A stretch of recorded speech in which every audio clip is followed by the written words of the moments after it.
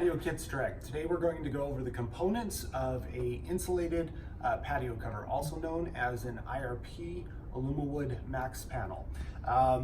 We have a little model here, and later in the video we're going to show you some more of the features in larger portions of the patio cover. So this is a side view. You have a insulated roof panel. It's a 3-inch foam core with aluminum skin on the top and the same on the bottom. They look the same, they're interchangeable. This open mouth part will be your gutter. That is the face of it, okay? That is an extruded piece of aluminum. It's open like this so water can flow into it, okay? The next side looks very similar to the gutter being at the front of the patio cover, and it's a side extrusion, okay? It's also extruded or side fascia. This is what closes off the patio cover. A way you can identify that, it has a lip at the top and it lips over. That's meant to face upward, okay? On the back side, if you have an attached structure, you'll have the hanger. The hanger is identified by a black break in between that extruded piece. If you notice, the panel doesn't go all the way to the back wall, nor does it go to the front wall of the gutter. A lot of people use that moment to throw wires down there as a raceway where you may have a insulated roof panel with a fan beam. So that is the components. If you do have a freestanding structure, you will still have the gutter, you'll have a side extrusion on the side and another side extrusion here. But what actually caps off the back for a freestanding structure is the same ones used for the side, building out a box or a rectangle, depending on your size of cover, okay? So just so we understand that insulated roof panels, they're 4 foot from side to side. Your cover may have a fan beam or a conduit channel built right into the middle of it. That's used as a raceway to run wires, also to hang a fan. So in the next video, we're going to kind of talk about some more of the screws and components. Thank you. Welcome back to Patio Kits Direct. Part 2 of our insulated overview and the components used for building your patio cover kits.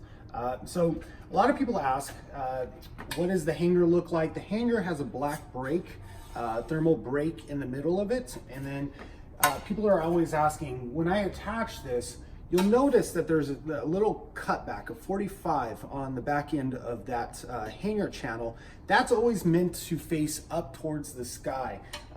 If you made a mistake and flipped it, it's not that big of a deal, but it was really meant to be upwards towards the sky.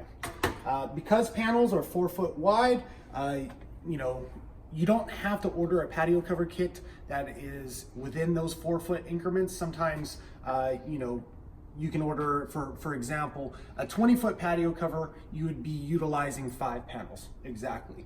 If it's a 22-foot patio cover, you're actually provided an extra panel to cut down in the field to accommodate for 22 length from side to side.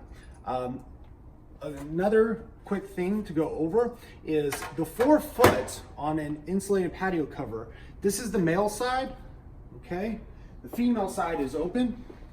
Let's take a look at that.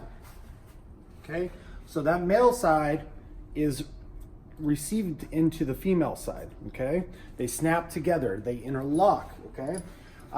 When you're building your patio cover, either the first or last panel needs the male side to be cut down. A lot of people use a grinder blade, a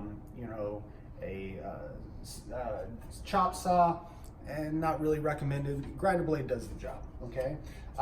So when you start your patio cover, you want to make sure that this hanger channel starts with that male side cut off, okay? So the only difference is you're repositioning your panels and you end up, you need to get that fan beam more in the middle of the patio cover. If you cut this IRP panel down the middle and use the foot, 2 foot on one side and 2 foot on the other side as an example, you wouldn't have to cut that male side off because it would be received into the female side and end up being the true patio cover from left to right.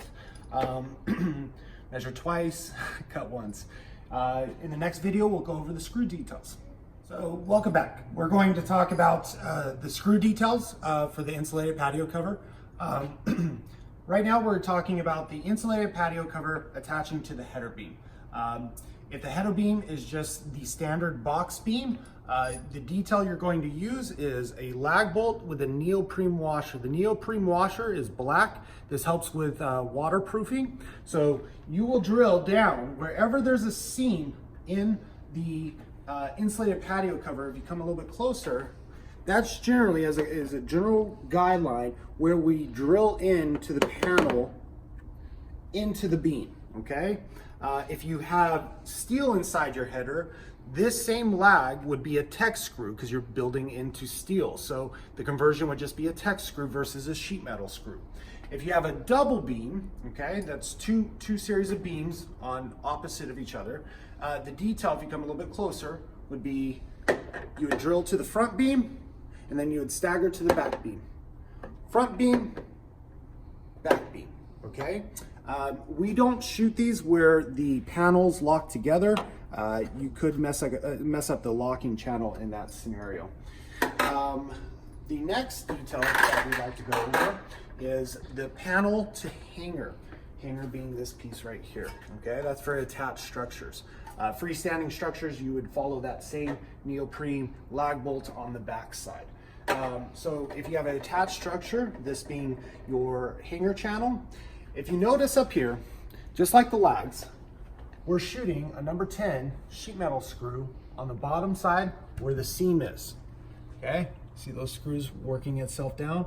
And then you're doing the same thing on the top side, shooting down these sheet metal screws, number 10. They're painted, whatever color the panels are for the reveal portion of the patio cover, okay? So wherever you see a seam, not where they snap together, but wherever you see a seam, that's where that screw is going to go, okay?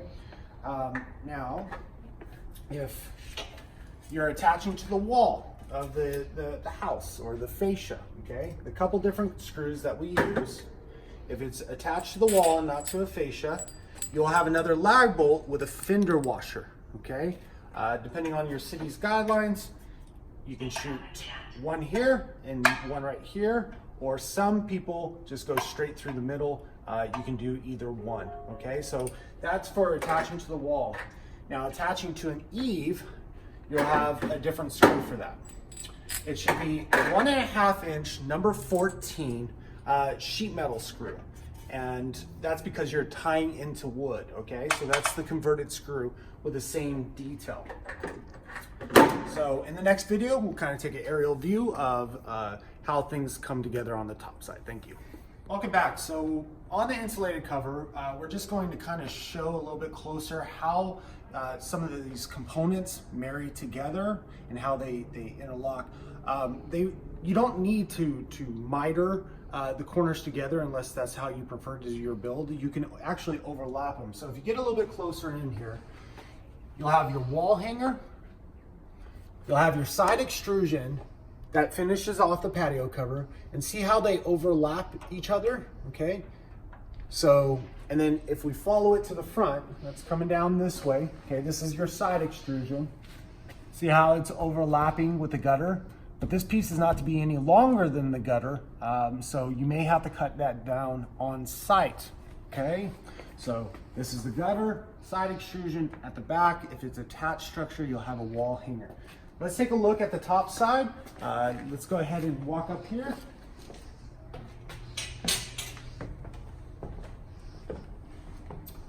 All right.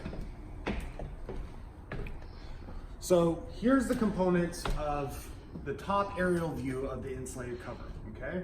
Starting off the cover from the very sides, if you have a wrap kit, you have the Alumawood 2x6 fascia wrap with the tails, okay? So then the next piece in, which ends the patio cover, is that extruded piece, the side fascia. It has a lip at the top, okay? Notice how you have a couple screws running down towards the projection to hold this in place. Most of these screws are gonna be on the top side. Again, the lag bolt with neoprene washer, wherever a joint line is, okay? Then the gutter attaches also on the top side using that number 14 sheet metal screw just as you do on the back end where the wall is, okay? It doesn't take much to hold this in place. So how we do it is we build the patio cover out, you know, all the wall hanger, the extrusions, lagging it down into the beam. And then, you know, some people would prefer, if you trust your build, to jump on the top side, and wherever there's a seam, wherever there's a joint, where the panels interlock with each other, that's where the caulking that was provided, you'll want to seal that joint line off with the caulking. I like to rub it in after I do it, nice smooth line, because it just kind of compresses it in there. Then the panel where it meets the side extrusion, you would do a bead of caulking there. Where it meets the side fascia, another bead of caulking. Very importantly, at the front side, where the gutter meets the panel, you want to do a bead of caulking there, and then back at the wall hanger, you will also want to do that with the flashing. So anywhere water has a potential to get into this, that's what you're going to use that abundance of caulking for, is to seal off this patio cover. So this is 2 panels. This equals 8 feet from side to side in this scenario, okay? But something to keep in mind is the side fascia, the Alumawood side fascia, it adds another 2 1/4 inches to both sides. So in this scenario, 2 panels equal 8 foot, okay? And the side fascia adds another, you know, 2 1/4 to both sides. So when this is built out, approximately, depending how square you built, it would come out to 8 foot, 4 1/2, maybe 5 inches from side to side on the length, okay? Any questions, feel free to reach us at 888-851-8351, and thank you for your time today. Bye-bye.